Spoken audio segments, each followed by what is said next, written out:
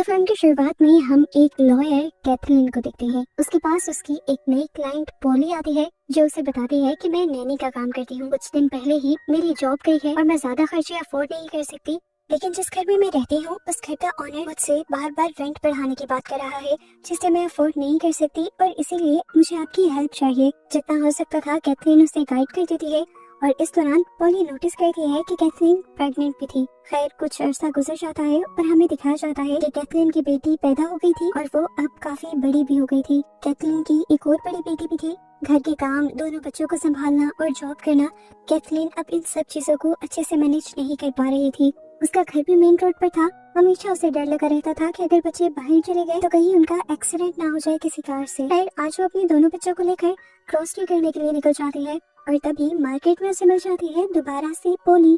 Catherine और पोली आपस में बातें करने लग जाते हैं, लेकिन इस दौरान कैथरीन की बेटी उन्हें काफी डिस्टर्ब करती है। तो पोली कैथरीन से कहती है, मैं देख रही हूँ आप अपने बच्चों को लेकर काफी ज्यादा परेशान हैं। मैंने आपको बताया भी था कि मैं एक नैनी हूँ, लेकिन अभी मेरे पास जॉब नहीं है। अगर आप चाहें तो मुझे जॉब दे सकती हैं। कैथरीन खुश तो थी लेकिन डरी हुई भी थी। ऐसे किसी को भी वो अपने घर में नहीं रख सकती थी, इसीलिए पोली उसे कहती है कि मैं जहाँ पहले काम करती थी आप वहाँ से कॉल करके मेरे बारे में पूछ सकती हैं। कैथरीन भी उसके कहने पर उस जगह कॉल करती है तो वो औरत पोली से काफी सेटिस्फाइड नजर आती है और बताती है कि पोली ने उसके घर का और उसके बच्चों का काफी अच्छे से ध्यान रखा था, लेकिन अब उसके बच्चे बड़े हो गए हैं और उन्हें पोली की जरूरत नहीं रही। अपनी सारी तसल्ली करने के बाद कैथरीन और उसका हस्बैंड पोली को अपने घर पर जॉब दे देते हैं। कुछ दिन गुजरते हैं और कैथरीन ये देखकर खुश हो जाती है कि उसकी दोनों ही बेटियां पोली के साथ काफी ज्यादा अटैच हो गई थी। कैथरीन आकर अपने हस्बैंड और पोली को बताती है कि कल को मेरे कुछ कलीग्स लंच पर आ रहे हैं और उनके लिए मैं सारा लंच खुद प्रिपेयर करूंगी। वो पोली यहाँ तक कि अपने हस्बैंड को भी किचन में आने नहीं देती, लेकिन इसी दौरान हम नोटिस करते हैं कि पोली कई मर्तबा बहाने से किचन के अंदर आई भी थी और उसने कैथरीन के बनाए खाने के अंदर कुछ मिक्स भी कर दिया था। खैर कुछ देर बाद सब लोग खाना खाने बैठ जाते हैं। खाना सबको ही पसंद आता है। खाने के दौरान पोली भी इन लोगों के साथ ही बैठी हुई थी। कैथरीन का दोस्त पोली से पोली के बारे में पूछता है और पोली अपने बारे में ज्यादा जो बात हाईलाइट करती है वो ये कि वो गरीब है और उसकी फैमिली नहीं है। अब उसके शहर में रहने के खर्चे पूरे नहीं हो रहे, इसीलिए वो अपने गांव वापस चली जाएगी। ये बात करते ही कैथरीन उससे कहती है, तुमने मुझसे ये बात डिस्कस नहीं की। खैर ये लोग इस टॉपिक को बात के लिए छोड़ देते हैं और अपनी बातों में लग जाते हैं। कैथरीन ने आज अपने दोस्तों को अपने घर पर ही स्टे करवाया था और रात होते ही सभी लोगों की तबीयत खराब हो जाती है सिवाय पोली के, क्योंकि पोली ने ही वो सूप नहीं पिया था, बाकी सब लोगों ने पिया था। जाहिर सी बात थी उसी ने तो कुछ मिलाया था। अब ये बात कोई भी नोटिस नहीं करता और कैथरीन सबके बीमार होने का इल्जाम भी अपने ही ऊपर ले लेती है। वो जब इस गिल्ट में रो ही रही थी कि ना वो किसी का ख्याल रख पाती है और ना ही कुछ अच्छा कर पाती है, तभी पोली आकर उसे दिलासा देने लगती है और ऐसे पोली कैथरीन के भी दिल के काफी करीब हो जाती है, जैसे वो उसकी बेटियों के दिल के करीब थी। कैथरीन को जब ये यकीन हो जाता है कि पोली से अच्छी कोई और नैनी उसे नहीं मिल सकती, तो वो इसी टाइम पोली से कहती है कि तुम अपने गांव जाने के फैसले को छोड़ दो, तुम हमारे घर हमारे आउट हाउस में रहो, ऐसे तुम्हें शेल्टर भी मिल जाएगा और तुम्हारी जॉब भी सिक्योर रहेगी। पोली के लिए तो ये सबसे खुशी की बात थी। उसने फौरन ही हाँ कर दी और वो यही रहने लगी। पोली के घर आने के बाद सब कुछ सेट होने लगा था। कैथरीन की जॉब दोबारा से सेटल हो गई थी, बच्चे सेटल हो गए थे, लेकिन अंदर ही अंदर पोली को एक गेम चल रही थी, क्योंकि वो कैथरीन की बड़ी बेटी को कैथरीन के ही खिलाफ भड़काने लग जाती है कि तुम्हारी मॉम बहुत बुरी है, अच्छा बनने का वो सिर्फ नाटक करती है, देखो कल उन्होंने तुम्हें डांटा भी और तुम्हें तुम्हारी फेवरेट चीजें भी कभी नहीं दिलवाई। अब यही बातें वो छोटी बच्ची डाइनिंग टेबल पर बोल देती है कि आप बिल्कुल अच्छी नहीं है, आप कभी हमसे उतना प्यार नहीं करती और कभी मुझे फेवरेट चीजें भी नहीं दिलवाती। मैं बड़े होकर कभी आप जैसी नहीं बनूंगी, मैं पोली जैसी ही बनूंगी। ये बातें सुनकर कैथरीन का दिल टूट जाता है। वो अपनी बेटी को समझाती है कि नहीं बेटा ऐसी बात नहीं है, मैं तुमसे बहुत प्यार करती हूँ। और अपनी इस बात में जब वो अपने हस्बैंड की भी राय लेने की कोशिश करती है तो उसका हस्बैंड भी पोली का ही साथ देता है और यहाँ पर कैथरीन ज्यादा टूट जाती है। कैथरीन अब पूरी तरह टूट चुकी थी। उदास होकर वो अपने रूम में चली गई। तब उसके हस्बैंड ने उसे नोटिस किया, उसे मनाया। आई एम सॉरी, शायद मैंने तुम्हें ज्यादा कह दिया है, लेकिन तुम भी गलत सोच रही हो। जितना तुम पोली को गलत समझ रही हो उतनी वो गलत नहीं है, वो अच्छी है। दिन गुजरते रहते हैं और हर गुजरते दिन के साथ कैथरीन की दोनों बेटियां पोली के साथ ज्यादा अटैच होती रहती हैं। यहाँ तक कि कैथरीन के हस्बैंड को भी पोली की आदतें बहुत ज्यादा पसंद थी। वो काफी केयरिंग थी। इसी वजह से कैथरीन को अब पोली से इनसिक्योरिटी होने लगी थी। ऐसे ही न्यू ईयर का दिन आ जाता है। ये सारे फायर सेलिब्रेशन देखने के लिए जाते हैं और जब घर आते हैं तो कैथरीन को अपनी बेटी के रूम से अजीबोगरीब आवाजें आती है। डर कर वो रूम में जाती है तो देखती है कि उसकी बेटी बुरी तरह डरी हुई थी और उसके हाथ में बहुत सारे फायर क्रैकर्स थे। वो अपने हस्बैंड और पोली दोनों को ही डांटने लगी कि किसने दिलवाए हैं उसे फायर क्रैकर्स। पोली ने फौरन से सॉरी कह दिया और कहा कि मुझे नहीं पता था कि वो ऐसे डर जाएगी, मुझे तो ये लग रहा था कि वो एंजॉय करेगी।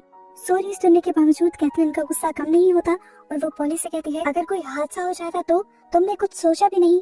आज तुमने साबित कर दिया है कि तुम मेरे बच्चों का ख्याल नहीं रख सकती, इसीलिए चली जाओ यहाँ से। कैथरीन ने फैसला तो ले लिया था, लेकिन पोली ने अब उसके बच्चों को ही उसके फैसले के खिलाफ भड़का दिया। कैथरीन के बच्चे, यहाँ तक कि कैथरीन का हस्बैंड भी कैथरीन को समझाने की कोशिश करता है, लेकिन इस चीज से कैथरीन और भी ज्यादा चिढ़ जाती है और फौरन ही पोली को घर से निकाल देती है। पोली अब घर से जा चुकी थी, जिसके बाद से कैथरीन से उसकी पूरी फैमिली नाराज हो चुकी थी। अपनी बेटी को तो वो समझा नहीं सकती थी, लेकिन वो अपने हस्बैंड को समझाने की कोशिश करती है। देखो, पोली वैसी नहीं है जैसा तुम समझ रहे हो, उसके इरादे खतरनाक लगते हैं मुझे और इसीलिए मैंने उसे घर से निकाला है। लेकिन कैथरीन का हस्बैंड तो कुछ सुनने को तैयार ही नहीं था, वो उल्टा कैथरीन से ही नाराज हो जाता है और यहाँ पर कैथरीन ठान लेती है कि वो अपने आप को प्रूफ करके छोड़ेगी कि वो ठीक है। अब क्योंकि कैथरीन एक लॉयर थी, इसलिए उसने पूरा प्लान बनाया और उसी प्लान के तहत वो पोली को उसके घर से लेने चली गई। वो पोली से माफी मांगकर उसे अपने घर वापस ले आती है, जिससे सब दोबारा उससे खुश हो जाते हैं और इसके बाद पोली दोबारा अपने दोस्त को बुला लेती है, जो दरअसल एक डिटेक्टिव है।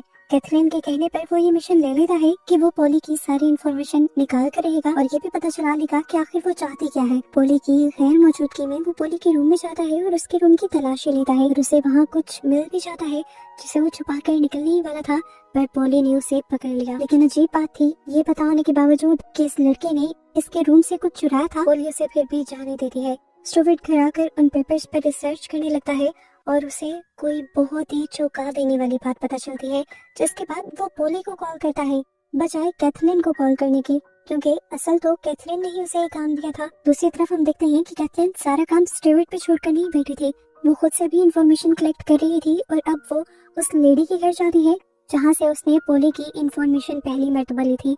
उस लेडी के घर जाने पर उसे पता चलता है कि पोली ने उसके साथ बहुत बड़ा झूठ बोला था। पोली ने तो कभी नैनी का काम किया ही नहीं था, वो पहले एक ड्रग एडिक्ट थी। जिस औरत से उसने कैथरीन को कॉल करवाई थी, उसी औरत के रिहैब सेंटर में उसने अपने आप को रिकवर किया था, फिर वो बेहतर होने लगी थी। वो अब अपने लिए कुछ करना चाहती थी, इसीलिए उसने अपनी रिहैब की ऑनर से ही कहा कि आप अगर मेरे लिए एक छोटा सा झूठ बोल देंगी तो मुझे जॉब मिल जाएगी। ये सारी सच्चाई सुनकर कैथरीन पागल होने वाली हो जाती है और उस औरत पे ही भड़क जाती है। आप ये कैसा कर सकती हैं?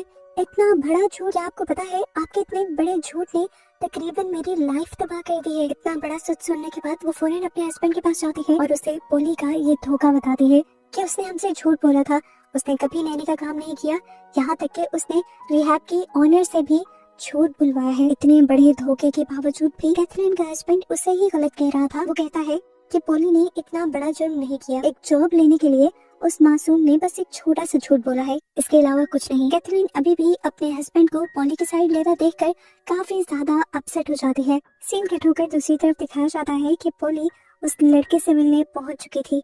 ये लड़का पोली को इस टाइम रेबेका के नाम से बुलाता है और पोली हैरान नहीं होती, क्योंकि उसे पहले ही पता था कि ये लड़का उसके ऊपर सर्च कर रहा है। वो लड़का बताता है, मुझे तुम्हारा नाम ही नहीं पता, बल्कि मैं ये भी जानता हूँ कि तुम उसी शहर से आई हो जहाँ से कैथरीन आई थी। कैथरीन की भी स्टोरी इस लड़के ने ही सर्च की थी। वो बताता है कि कैथरीन का भी असली नाम कैथरीन नहीं है, बल्कि उसका नाम जेनिफर है। कैथरीन ने बचपन में एक पूरा घर चला दिया था, जिस घर में पूरी फैमिली चल गई थी सिवाय एक बच्ची के जिसका नाम था रेबेका, यानी तुम। कैथरीन ने वो सब कुछ करने के बाद पुलिस को ये बताया था कि तुम्हारे डैड उसके साथ ज्यादती करने की कोशिश कर रहे थे, जिसकी वजह से उसने तुम्हारे पूरे घर को चलाया था। उसके बाद वो अपना वो शहर छोड़कर यहाँ पर आ गई थी और अब तुम इसके पीछे आई हो तो मतलब अपनी फैमिली का बदला लेने आई हो। पोली अब इस लड़के से कहते हैं, अब तो तुम्हें मेरा सारा प्लान पता चल गया है, अब तुम क्या करोगे? वो लड़का कहता है, मैं बस तुम्हें समझाऊंगा, ये कि ज्यादा गुस्सा मत करो, बदले की आग को अपने अंदर से निकाल दो, अपनी भी लाइफ बेहतर बनाओ और उस बेचारी की भी लाइफ खराब ना करो। मैं कैथरीन से भी बात करूंगा, वो तुमसे माफी भी मांगेगी और तुम्हें इतने पैसे भी दे देगी कि तुम्हारी लाइफ सेट हो जाए। इस टाइम तो पोली रोते हुए ऐसा ड्रामा करती है कि जैसे उसने इस लड़की की बात मान ली हो, लेकिन अगले ही पल वो ड्रामा करते हुए उठकर साइड पे जाती है और एक बेसबॉल बैट उठाकर जोर से उस लड़की के सर पर मारकर उसे मार देती है। उसने मर्डर कर दिया था, लेकिन वो फिर भी नहीं घबराई थी। फिलहाल पोली के लिए जरूरी था अपना सच छुपाना, जो उसने छुपा लिया था। लाश को वो अब ठिकाने लगा देती है और घर से सारे ही सबूत मिटा देती है, यहाँ तक कि अपने आने के सबूत भी। पुलिस को इस लड़के की लाश सड़क से मिलती है और जैसे ही कैथरीन को पता चलता है तो कैथरीन टूट जाती है। वो पुलिस वालों को भी यकीन दिलाने की कोशिश करती है कि जरूर उसे भी पोली ने ही मारा होगा, पर पुलिस वाले उसकी एक नहीं सुनते। कैथरीन अब घर आती है, दुख में वो पागल हुई भी थी, उसका बहुत ही अच्छा कोलीग मारा गया था। वो आकर सारा गुस्सा पोली पर उतारने लग जाती है और कहती है, अब मैं तुम्हें एक मिनट भी इस घर में बर्दाश्त नहीं करूंगी, निकल जाओ अभी और इसी वक्त मेरे घर से। वो उसे खींचकर जब बाहर निकाल ही रही होती है तो पीछे से उसकी बेटी एमा पोली को रोक रही होती है और इस सब के दौरान एमा को चोट लग जाती है। और ये सब देखते हुए कैथरीन के हस्बैंड को लगता है कि कैथरीन पागल हो गई है और वो उसे ही उल्टा थोड़े दिन के लिए फैमिली से दूर कर देता है। कैथरीन आज अपनी बेटे से मिलती है क्योंकि आज उसका मैच था, वो उसके साथ उसे विश भी करने गई थी और यहाँ पे उसकी बेटी उसे बताती है, मॉम आप ऐसे ही पोली को तंग करती रहती है, वो बहुत मासूम है। आपको पता है मुझे उसके रूम से क्या मिला? ये पेपर, ये आर्टिकल जिसमें उसकी कहानी लिखी हुई है कि उसकी कोई फैमिली नहीं है, उसकी पूरी फैमिली एक फायर एक्सीडेंट में मारी गई थी। ये कहते हुए वो अपनी मॉम को पोली के रूम से मिला हुआ आर्टिकल दे देती है और खुद मैच के लिए चली जाती है। कैथरीन ने जब ये आर्टिकल पढ़ा तो उसके होश उड़ गए, सारा पास्ट उसकी आंखों के सामने आ गया और वो समझ गई कि पोली उससे बदला लेने के लिए आई है। वो फौरन घर भाग जाती है और पोली से माफी मांगने लगती है। यहाँ ग्राउंड में कैथरीन का हस्बैंड उसका वेट कर रहा था, लेकिन जब उसका फोन भी नहीं लगता तो वो समझ आता है कि जरूर कैथरीन घर ही गई होगी और उसे डर लग जाता है कि वो कहीं पोली को नुकसान न पहुंचा दे। जबकि यहाँ कैथरीन तो पोली से माफिया मांग रही थी। वो कहती है, मुझे पता चल गया है तुम पोली नहीं बल्कि रेबेका हो और मुझसे बदला लेने के लिए आई हो, लेकिन मेरा यकीन मानो, मेरा उस दिन इरादा तुम्हारी फैमिली को नुकसान पहुंचाना नहीं था। मुझे बस गुस्सा आ रहा था उसलिए जो तुम्हारे डैड ने मेरे साथ किया था उस सब में मेरा कोई कसूर नहीं था। पोली कहती है, तुम्हें क्या लगता है कि आज भी मैं तुम्हारी बात पे यकीन करूंगी, जबकि इतने सालों पहले पुलिस ने तुम्हारी बात पे यकीन कर लिया था। मैं तुम्हारी फैमिली को तड़पा तड़पा के मारूंगी जैसे पूरी जिंदगी मैं तड़पी हूँ। पोली कहती है, और इससे पहले ही मैं तुम्हें भी मार दूंगी। ये कहकर वो नाइफ उठाकर कैथरीन के ऊपर हमला कर देती है और कैथरीन अपने आप को बचाने की कोशिशों में लग जाती है। कैथरीन को पता था कि उसे होश में आना है क्योंकि उसकी बेटी खतरे में थी, उसके दुश्मन के पास थी। अपने आप को संभालते हुए वो मुश्किल से अपनी बेटी को उठाती है और आकर कार में बैठ जाती है। उसने कार को अंदर से लॉक कर लिया था तो पोली उसे मारने के लिए कार के शीशे तोड़ने लगी। कैथरीन तो इस कार को घर के बाहर भी ले आई थी ताकि वो यहाँ से भाग सके, लेकिन अभी भी पोली उसके कार के बाहर थी। अचानक से यहाँ से दूसरी कार गुजरती है और पोली को हिट करके चली जाती है। इतनी ही देर में कैथरीन का हस्बैंड भी अपनी बेटी को लेकर वापस आ चुका था क्योंकि उसे समझ आ रही थी घर में कुछ गड़बड़ चल रही होगी, लेकिन वो ये नहीं जानता था कि घर में इतनी बड़ी गड़बड़ चल रही होगी। उस दिन एक्सीडेंट में पोली मारी गई थी, लेकिन शुक्र था कि कैथरीन की फैमिली बच गई थी। एंड पर कैथरीन का हस्बैंड ये यकीन कर लेता है कि कैथरीन सच बोल रही थी और वो उस पर ना यकीन करने के लिए भी माफी मांगता है। इन लोगों की लाइफ तो सेट हो जाती है, लेकिन इनकी बेटी को हमें दिखाया जाता है जो अब हवाओं में किसी से बातें कर रही थी, ऐसे जैसे वो पोली से बातें कर रही हो। या तो उसे पोली के मरने का बहुत ज्यादा सदमा हो गया था या फिर वो पोली की स्पिरिट से बात कर रही थी। उसके साथ क्या हुआ था, इसी मिस्ट्री के साथ ये मूवी यहाँ एंड हो जाती है।